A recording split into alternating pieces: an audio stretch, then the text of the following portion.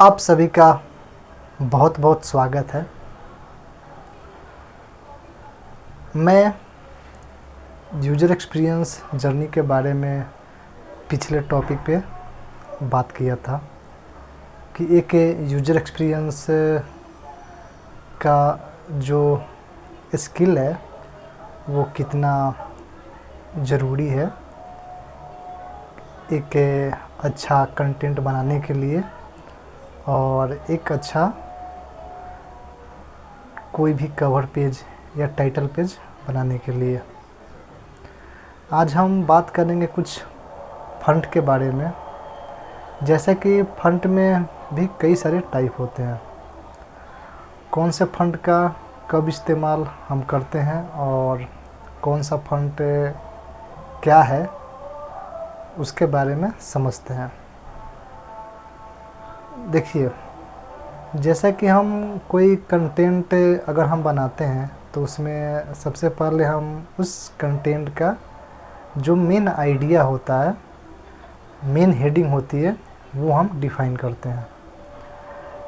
मान लीजिए हमने एक मेन हेडिंग डिफ़ाइन करा तो उसका एक सब हेडिंग भी आता है और ऐसे ही सारे कंटेंट की हमारी फॉर्मेटिंग होती है।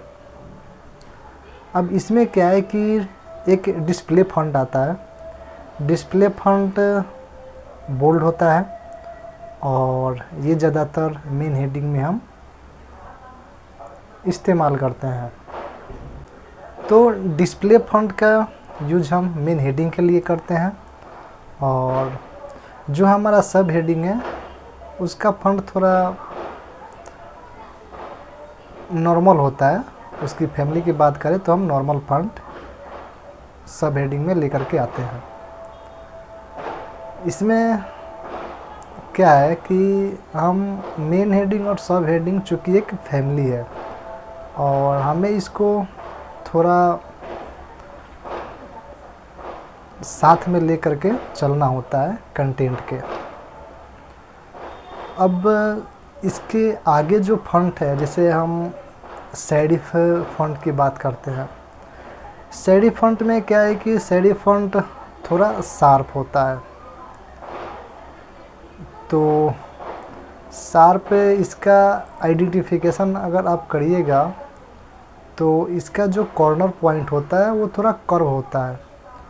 कर्व फ़ॉन्ट ये हमें बताता है कि ये जो फ़ॉन्ट हम अपने डिज़ाइन में ले कर के आ रहे हैं वो सेरिफ फ़ॉन्ट है। sans serif फ़ॉन्ट क्या है कि ये एक नॉर्मल फ़ॉन्ट है और इसमें कोई भी शार्पनेस या कर्व पॉइंट हमें नहीं दिखता। तो सेरिफ फ़ॉन्ट और sans serif फ़ॉन्ट और डिस्प्ले फ़ॉन्ट, ये तीन फ़ॉन्ट का यूज हम ज़्यादातर ट्रेंडिंग में चल रहा है तो हम इसका इस्तेमाल करते हैं। ज़्यादातर जो कंपनियां प्रेफर करती है फ़ॉन्ट वो दो ही फ़ॉन्ट है, एक तो सेरिफ और एक sans serif है।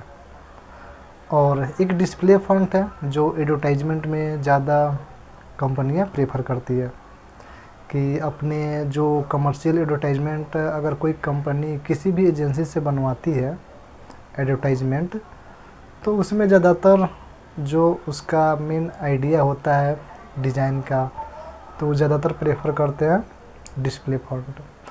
सेरिफ और sans serif फ़ॉन्ट ये ज़्यादातर हमें पब्लिकेशन सेक्टर में देखने को मिलते हैं। पब्लिकेशन सेक्टर में जो बुक का हम पूरा का पूरा जो बुक हम कंपोज करते हैं वो सारा हम सेरिफ और sans serif फ़ॉन्ट में ही लेकर के आते हैं।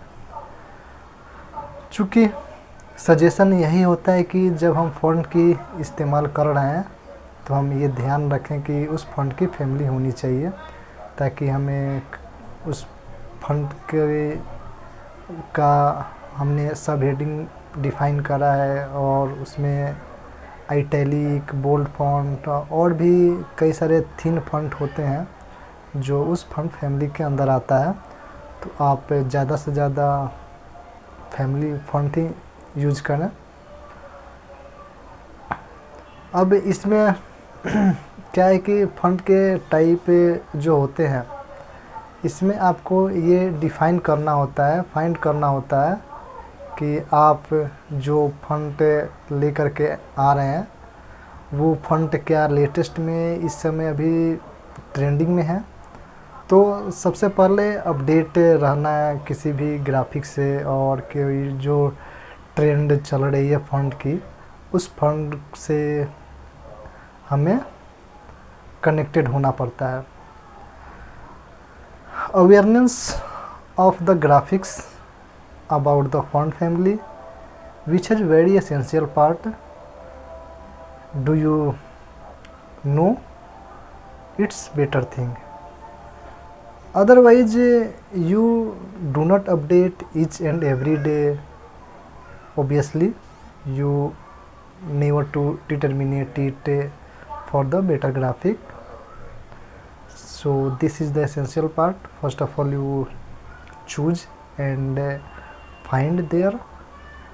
If you go to the family font or serif or sans serif font, so it's getting better for the your graphics. Font की जो हमने अभी बारे में समझा कि फॉन्ट के जो टाइप होते हैं वो क्या है, 3 टाइप के बारे में हमने पूरा पर्टिकुलर बात कर लिया।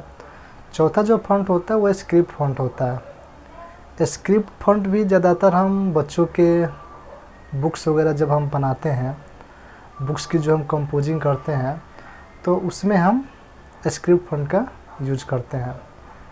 आप सभी ने काफ़ी ध्यान से मेरी बातों को सुना और समझा, इसके लिए मैं आपका बहुत बहुत आभार व्यक्त करता हूँ। Thank you so much.